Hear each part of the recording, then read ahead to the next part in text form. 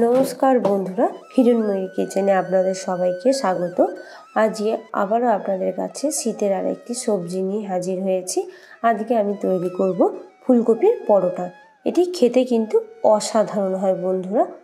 এটি প্রথম থেকে শেষ পর্যন্ত দেখার অনুরোধ রইল। এখানে আমি একটি ফুলকপি নিয়েছি। ফুলকপিটা থেকে এবার আমি ছোট ছোট টুকরো করে নিচ্ছি।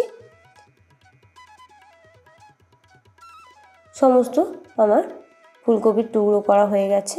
এবার আমি ভালো করে ফুলকপিটা ধুয়ে নিচ্ছি। জল ফুটতে দিয়েছিলাম, এখানে আমি 1.5 গ্লাসের মতো জল নিয়েছি। এবার ফুলকপিটা 3 মিনিটের জন্য চাপা দিয়ে দিলাম। 3 মিনিটের জন্য সেদ্ধ করব। 3 মিনিট পরে দেখছি ভালোভাবে সেদ্ধ হয়ে গেছে। ফুলকপিটা ততক্ষণ ঠান্ডাও। এখানে আমি আটা মাখিয়ে নিচ্ছি।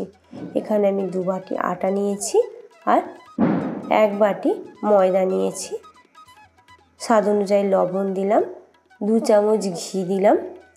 দিয়ে এবার সমস্ত কিছু আমি ভালোভাবে মেখে নিচ্ছি। এখানে আমি আটা ময়দা ব্যবহার করেছি। আপনারা চাইলে শুধু আটা দিয়েও করতে পারেন আর শুধু ময়দা দিয়েও করতে পারেন। ময়ম আমার ভালোভাবে দেয়া হয়ে গেছে। এখানে উষ্ণ গরম জল দিয়ে আমি আটাটা মাখাচ্ছি।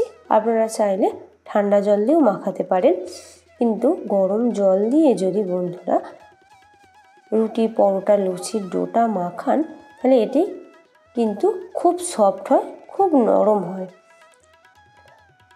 আটাটা মাখানো হয়ে গেছে, দেখুন ঠিক এরকমভাবে মাখিয়েছি। এখানে চাপা দিয়ে রেখে দিচ্ছি। এবার ফুলকপিটা যে সেদ্ধ করেছিলাম সেটি আপনারা গ্রেটার দিয়েও গ্রেট করতে পারেন, কিন্তু আমি হাত দিয়ে এখানে ফুলকপির ফুলগুলো বের করে নিচ্ছি আর যে শক্ত অংশটা সেটা ফেলে দিচ্ছি। এটা আমাদের গ্যাস অম্বল করে, সেজন্য ফেলে দিলাম। কড়ার মধ্যে এবার 2 চামচ তেল দিয়ে দিলাম, 1/2 চামচ জিরে ফোড়ন দিলাম। এখানে আমি জিরে ফোড়ন দিয়েছি, আপনারা চাইলে 5 ফোড়নও ব্যবহার করতে পারেন। 30 সেকেন্ড ভালো করে জিরেটাকে ভেজে নিয়েছি। ভাজার পরে সামান্য হিং ফোড়ন দিলাম। আপনারা চাইলে হিং নাও দিতে পারেন, কিন্তু স্বাদ ও গন্ধের জন্য আমি হিং ফোড়ন দিলাম। 1/2 টিস্পুন জিরে ফোড়ন দিলাম, 1/2 টিস্পুন ধনে গুঁড়ো আর 1/2 টিস্পুন হলুদ গুঁড়ো দিয়ে সমস্ত মশলাটা আবার ভালো করে একটু কষে নিচ্ছি। কষানো হয়ে গেছে, এবার ফুলকপিটা দিয়ে দিলাম। ফুলকপিটা দিয়ে এবার ভালো করে নেড়ে মশলার সঙ্গে ফুলকপির মশলাটা আমি মিশিয়ে নিচ্ছি।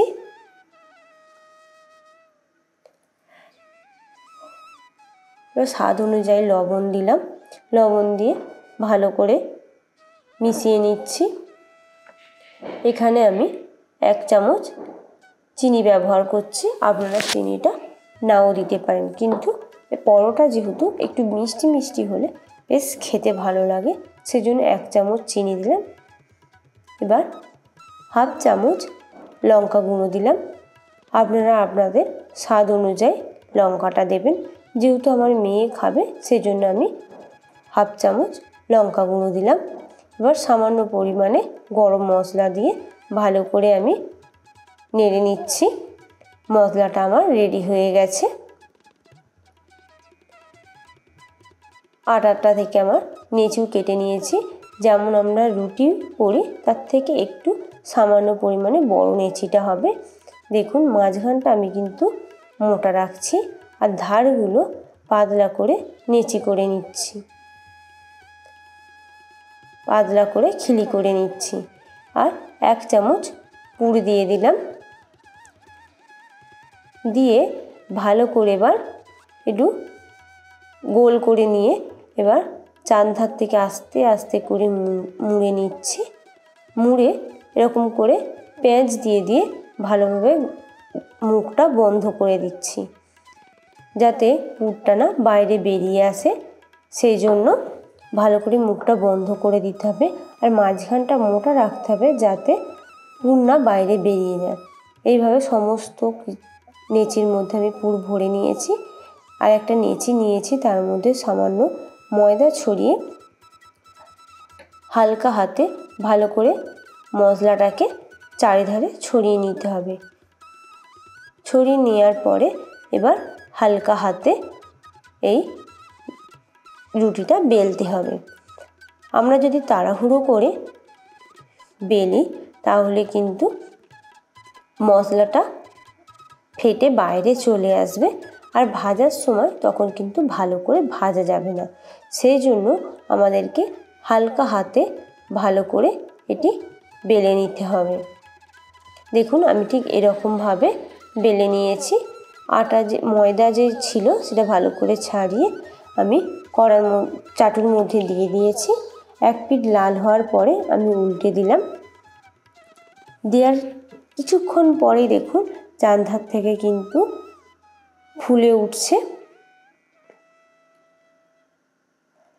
যখন ফুলবে বন্ধুরা তখন আপনারা কেউ খুন্তি দিয়ে চাপবেন না, তাহলে ফেটে যেতে পারে। এরকম উল্টে পাল্টে ভেজে নিয়েছি। ভাজার পরে এবার এখানে তেল দিয়ে দিচ্ছি। তেল দিয়ে ভালো করে ভেজে নিচ্ছি। এখানে আমি তেল দিয়ে ভাজছি, আপনারা চাইলে ঘি দিয়ে কিংবা বাটার দিয়েও কিন্তু এই পরোটাগুলো ভেজে নিতে পারেন। তেল দেওয়ার পরে দেখুন একবারে দুখুল হয়ে ফুলে উঠেছে। এটি খেতেও যেমন সুস্বাদু হয়, তেমন একবারে নরম একবারে পরোটাটা তৈরি হবে যদি এইভাবে টিপস ফলো করে আপনারা পরোটা তৈরি করেন। আমার এই রেসিপিটি ভালো লাগলে লাইক কমেন্ট করবেন, আর বন্ধুদের সঙ্গে প্রচুর শেয়ার করবেন। আর চ্যানেলে যারা নতুন হবেন তারা সাবস্ক্রাইব করে আমাদের পাশে থাকবেন। দেখুন পরোটাটা কতটা সফট হয়েছে, আর এটা কিন্তু ভেতরে মশলায় ভর্তি। কেটে দেখাচ্ছি, দেখুন ভেতরে মশলায় ভর্তি, দেখতেই পাচ্ছেন। আজ তবে এই পর্যন্ত। আবার অন্য কোনো দিন অন্য কোনো রেসিপি নিয়ে আপনাদের কাছে হাজির হব।